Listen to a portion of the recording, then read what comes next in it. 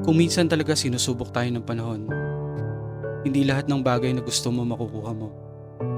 Hindi lahat ng pinapangarap makakamtan mo. Pero kung isipin mo, sa kabila ng mga di pagpabor sa'yo ng tadhana, nakatayo ka pa rin at lumalaban. Ganyan ang buhay. Maaring talo ka ngayon, sawi at bigo.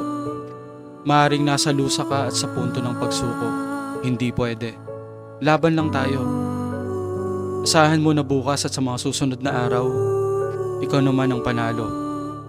Kaya laban lang at huwag susuko. Hintayin mo yung araw na ikaw naman ang mananalo.